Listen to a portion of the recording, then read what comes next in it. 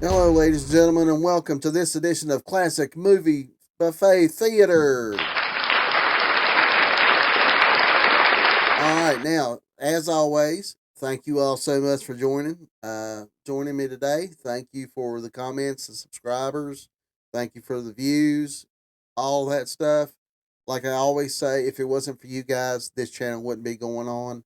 Um, Without you guys and the support of my inner circle.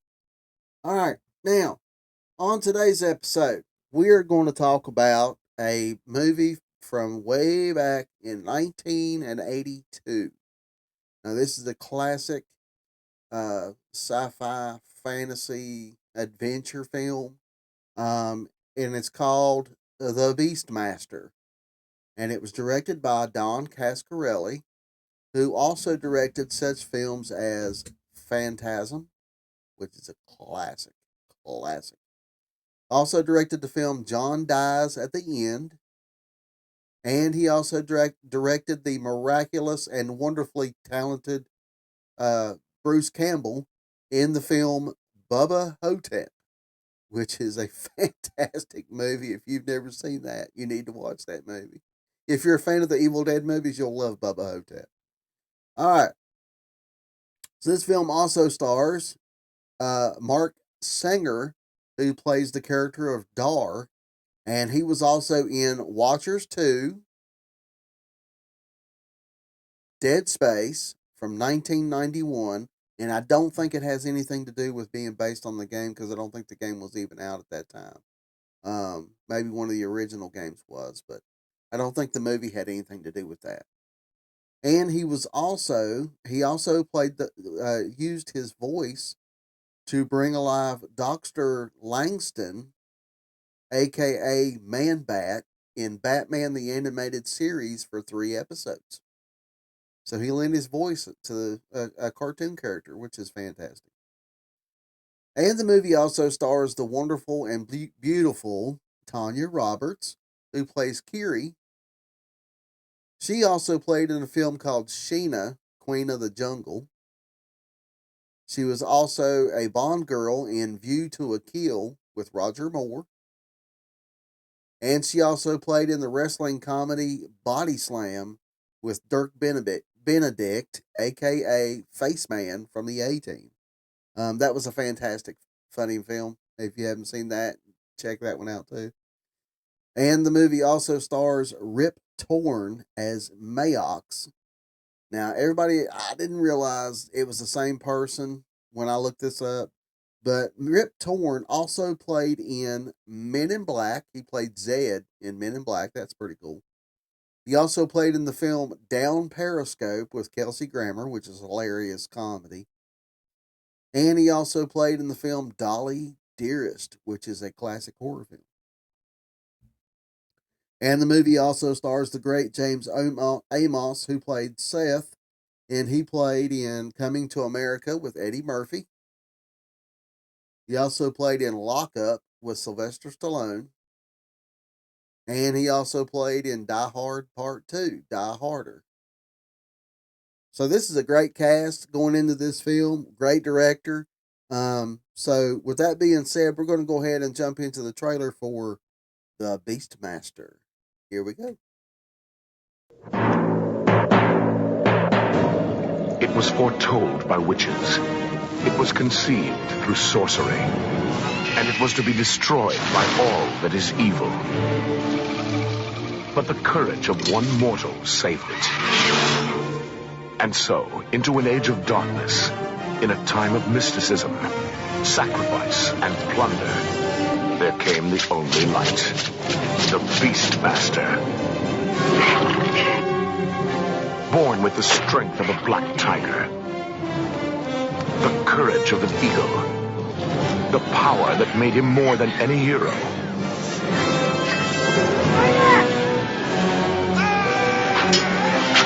More than any lover. He was lord and master over all beasts. He was the Beastmaster.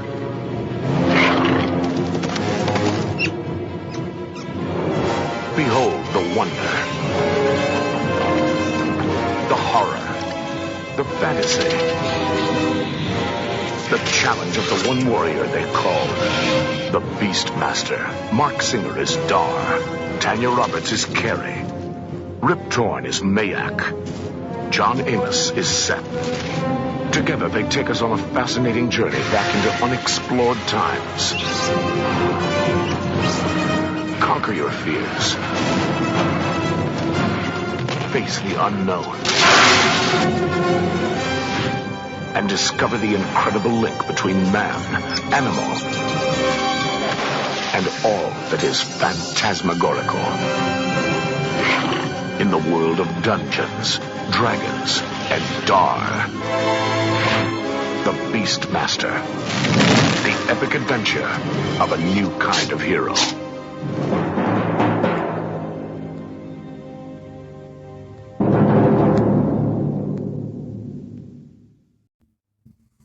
All right, so there was the trailer for Beastmaster.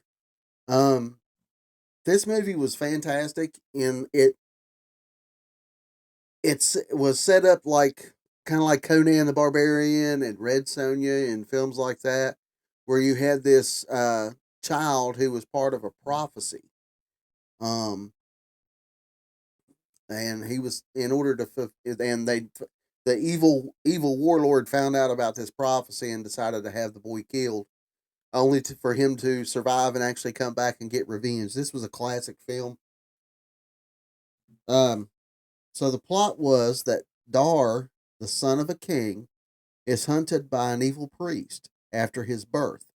His adoptive father rescues him, and later he learns that he has the ability to communicate with animals.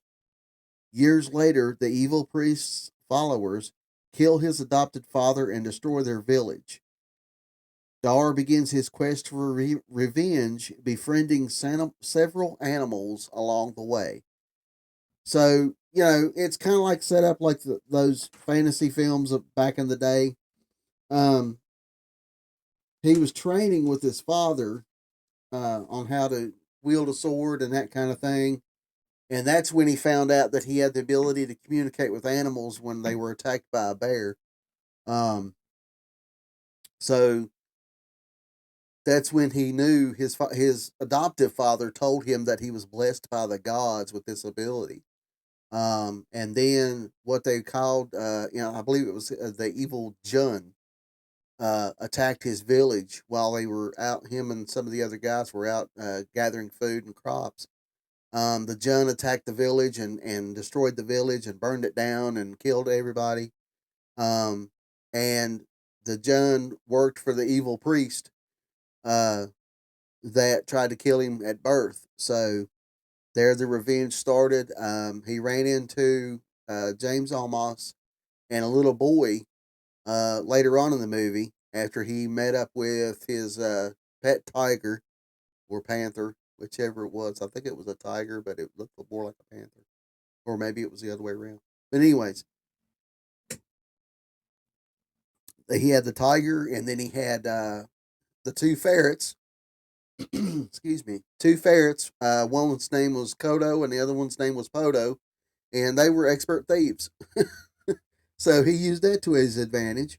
And then he also had a hawk by the name of Shrock, and that was his eyes. That's how he saw, ahead. Uh, so each one of the animals led to, with his ability, gave him strength, sight, and all that stuff.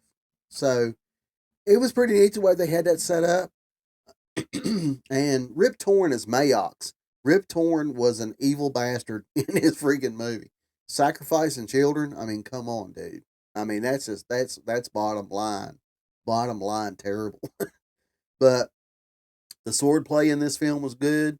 The action was aplenty in this movie. He ran into several other creatures along the way. He met a I guess you would call them some kind of bat creature. I guess you'd call it. But they were a group.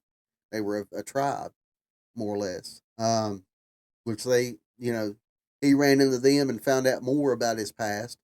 But this was an incredible film. The scenery was great. The way it was set, the story was great. Um, Mark Singer did an incredible job as using the sword, learning the movements, the sword, the battles, that kind of thing, the choreography. Um, it was great. Tanya Roberts was beautiful. She was just a beautiful young woman. Um, and she had a really good acting career before she passed. Rest in peace. Um, she had a really good acting career. Um, so now let's get some little trivia going on, or not trivia, but backstory. So, according to the director Don Coscarelli, the original camera negative for this film was lost. Contrary to standard practices, it was stored in a private house, which was sold, and it is not known what happened to the cans which housed the original negatives. Coscarelli, at one time, I don't know if it's still true or not, has had asked the public for help in finding the original negatives. So that's pretty cool. That's pretty cool. The UK version was heavily cut for a PG rating with edits to shots of impaled bodies, the puncturing of a ring containing an eyeball. Yes, a ring containing an eyeball. And to remove all footage of topless nudity during Kira's bathing scene. The 1998 five-star director's cut video and all subsequent releases are fully uncut. Uh, so, there's two different versions of the film. There's the UK version, which was cut up until 1998, and then it was re-released uncut. Um, so that's pretty cool. I mean, that I hope they found the original negatives of the film. Um, You know, that's a work of art, or not? Well, yeah, it's a work of art.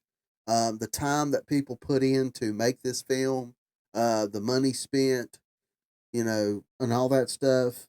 I hope they find the negatives, or have found the negatives to that film. It's one of my favorite films, my favorite sci-fi fantasy films of all time. The photography of the film is excellent, and one of the highlights of the film. Uh, Lee Holdridge's original score and Alf Clausen's orchestrations were superb. The music fit the scenes very, very well. Um, Tremendously entertaining from start to finish, and is one of the finest entries of its genre. So much so that it spawned two sequels and a spin off TV series. Now, it may have spawned two sequels, but the first one and the second one are the best ones, in my opinion. Part three, I really did not care for the Eye of Braxis, uh, but Through the Portal of Time, which was part two, it had the original characters in it, had Dar, and also a new character called Arklon, uh, played by Wings Hauser. That was a good movie. That the first one and the second one were fantastic. The third one, not so much. Not so much. The TV series, I never did watch it. I just didn't feel comfortable with the guy that was in the lead role, whatever his name was. I just didn't feel comfortable with him. So I never did watch the series, so I don't know how good it was or how bad it was. But the third movie was just, it was off. It was off. Um, if you haven't already, take a look at this film. It's a timeless fantasy classic. You will enjoy it from start to finish. I guarantee you, if you're a fan of these type of films, such as Red Sonja, Conan the Barbarian, that type of thing, you'll really enjoy this film. You'll really like this film. Um, Now, as far as, like I said, uh, it's not a it's not a blockbuster film. Don't go into it thinking it's this miraculous blockbuster that made tons of money, because that's not what it is. It's a Don Coscarelli masterpiece. If you like Evil Dead, if you like, Phantasm, movies like that, you'll love this film. Rip Torn is fantastic as the evil priest. Uh, You know, Tanya Roberts' Kira character is great. John Amos is great. Uh, Mark Singer couldn't find anybody better to play Dar. I honestly believe that. That's why I didn't like the TV series. But anyways, that being said, that is a fantastic film. If you have not seen it yet, please go check it out. I'm sure you'll enjoy it. Now, that being said, we're going to end the video here. I hope you enjoyed today's movie. Uh, a little side note, there will be a special classic movie buffet theater tomorrow. Now, I debated on whether to do this one and the other film. So I thought, you know what? I'm on vacation this week from work. So I'm going to do two classic movie buffet theaters, one today and one tomorrow. And we'll talk about a totally different movie tomorrow. So, with that being said, we'll do the classic movie extra, the special classic movie buffet theater tomorrow. Then we'll do the Supernatural video on Sunday, and then it'll be back to the regular schedule next week with on Tuesday with Mike's Movie Rampage, one classic movie buffet theater, and then next week's Supernatural video. So that being said, I will see you guys tomorrow for the special classic movie buffet theater, and then again on Sunday for Supernatural Sunday. Until then, bye bye.